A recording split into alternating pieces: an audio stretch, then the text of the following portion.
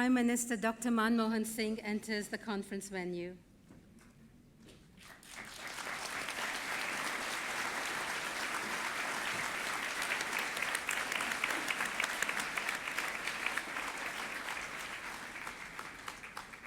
The Prime Minister is accompanied by His Excellency John Kufuor, former President of the Republic of Professor M.S. Swaminathan, Your Excellency Mr. John Kufuor, former President of the Republic of Ghana and a very dear friend of India, Mr. Shenkin Fan, Director General, International Food Policy Research, Madam Rajul Pandya Lodge, distinguished ladies and gentlemen. I'm very happy to participate in this very important international policy consultation organized by the International Food Policy Research Institute. IFPRI has established itself as a premier international organization engaged in research for sustainable solution to end hunger and poverty. I would like to compliment IFPRI for organizing this conference to focus our attention on the removal of both hunger and poverty. These issues are particularly topical today as the world faces rising food prices in many countries, and there is growing recognition that climate change may endanger food security in many developing countries. Leveraging agriculture for improving nutrition and health, which is the central theme of this conference, is particularly important in developing countries where agriculture is also the mainstay of a very large number of people. In India, about 52% of our labor force is dependent on agriculture for the bulk of their income.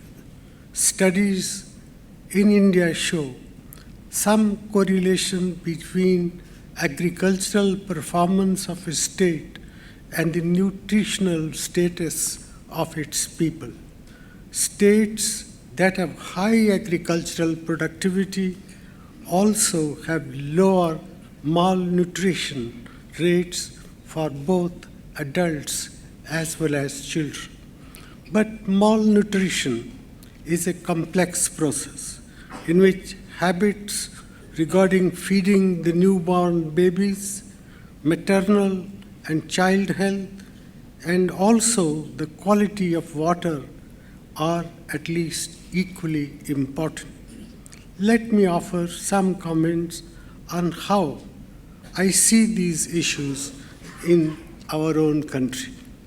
Ladies and gentlemen, malnutrition remains a very serious problem in India and many other developing countries. Globally, nearly 1 billion people still go hungry. Nearly 1 in 4 children under the age of 5 is underweight. The problem of hidden hunger, that is, deficiencies of essential vitamins and minerals such as iron, vitamin A, and iodine, is also severe. Nutrition is therefore a serious challenge that has not received the attention it truly deserves. Ladies and gentlemen, malnutrition is not only a consequence of poverty, it is also a cause of poverty. A malnourished child is more vulnerable to disease and therefore less able to earn a living. The complexity of causes that underline malnutrition calls for a multi-sectoral strategy to address the three key issues of availability, access, and absorption. In our country, rapid growth in agriculture, with particular emphasis on the subsectors growing food and on the poorer regions, will help to address issues of availability and access. But experience has also shown that rapid growth in the GDP in general, and even agriculture in particular, though necessary, is not sufficient to produce desirable nutritional and health outcomes among the socially and economically disadvantaged groups of the community. There are other causes that need to be addressed. We need to address the issue of absorption of nutrition, health, and hygiene, which in turn depend on many other factors, such as the availability of clean drinking water, availability of sanitation, and also on the education and status of women in society. Aware of this, our fight against malnutrition incorporates, as it must, all these areas. In our country, the Integrated Child Development Services is probably one of the oldest and largest programs in the world to address the problem of child malnutrition. We have been looking at how to improve this program and have recently added an element of direct cash transfers for pregnant and nursing women. We now have a Right to Education Act to back the Sarv Shiksha Abhiyan, which has already increased dramatically the proportion of our children who now go to school and reduced gender imbalances in this respect. This is supported by a countrywide midday meal scheme which not only addresses hunger but also promotes better learning. The National Rural Health Mission, launched some 5 years ago, has also had visible favorable effects, particularly increasing the number of births that are assisted with expert medical attention. Similarly, under Swajal Dhara, we have a time-bound program to ensure the availability of clean drinking water to all habitation. We therefore do not see agricultural development as the only element in our strategy, but it is nonetheless a key part of any viable strategy. Ladies and gentlemen, in India, our first priority has been to ensure food security, which in turn requires a high order of self-sufficiency. Cereals and pulses are the staple food of the people of India. We have naturally focused attention on ensuring adequate production of these products to meet the needs of our population. The National Food Security Mission, launched a few years ago, was designed to promote the spread of best practices that would increase productivity of food grains in areas and states where there was scope for such increase, and there indeed is such a scope that exists. We are also supporting additional location-specific intervention, like the Eastern Region Development Programs to address underlying constraints to increased agricultural productivity and market opportunities. The constraints of infrastructure, various climatic stresses like moisture, salinity, and floods are also being addressed. We are also planning to focus on millets that have a high protein, fiber, and mineral content and are extremely important food grains for their nutritive value and health benefits.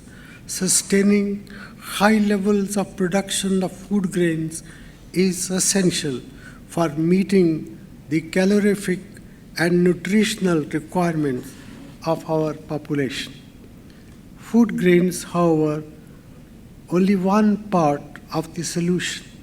With economic growth and changing dietary habits, demand for fruits and vegetables, milk and milk products, meat and fish is steadily increasing. This is entirely natural.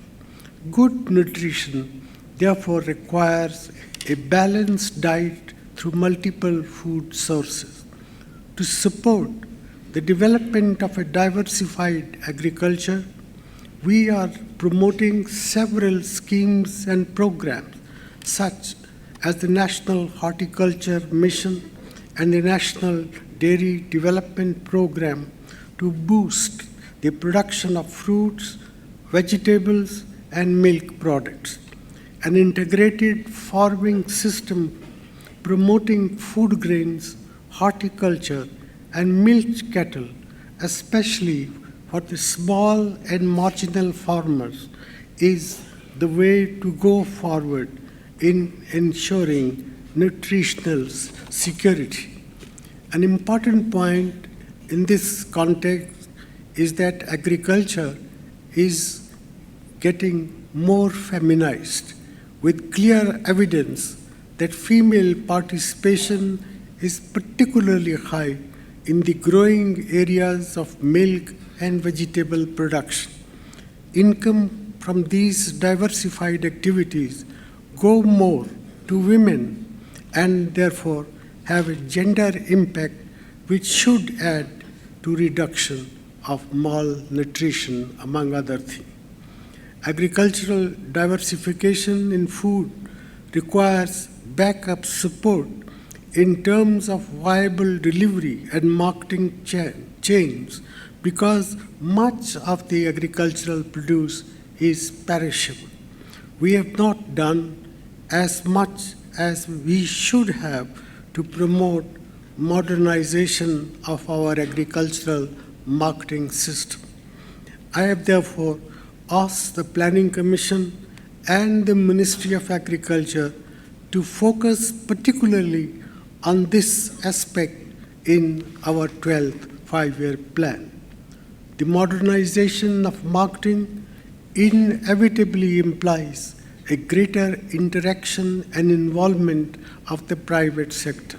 We will work with our state governments to ease whatever impediments may exist in this regard. Ladies and gentlemen, I understand that research efforts have made it possible to biofortify some crops for better nutrition outcomes.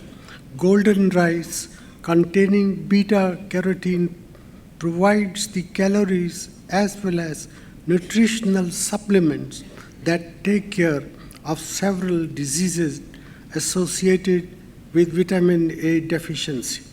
Multi-grain flour that mixes soya, oats, and millets with wheat flour in different product combination is yet another approach for meeting the challenge of malnutrition. In all these initiatives, the imperative of food safety and quality are paramount. Looking ahead, we must all begin to take more concrete steps to meet people's aspirations to get access to healthier, more nutritious foods for their families. The Green Revolution in our own region of South Asia, to which Dr. M.S. Swaminathan made a magnificent contribution, shows just how much can be accomplished when technology advances are combined with sound economic policies. This was followed by the White Revolution in milk, which has made India the largest producer of milk based entirely on smallholder dairying.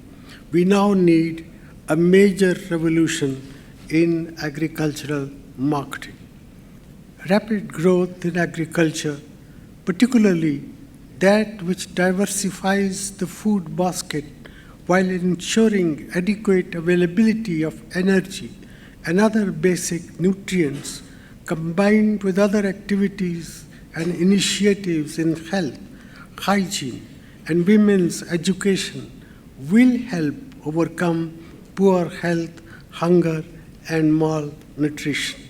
But since malnutrition is particularly high among the poor and the vulnerable section, this needs to be supplemented by viable social safety nets.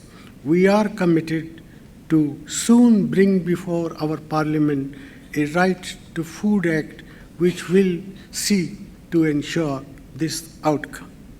This is therefore a particularly good time, ladies and gentlemen, to meet together and exchange ideas on how best to achieve the goal we all share. This conference serves to launch this conversation, which all of us must pledge to continue until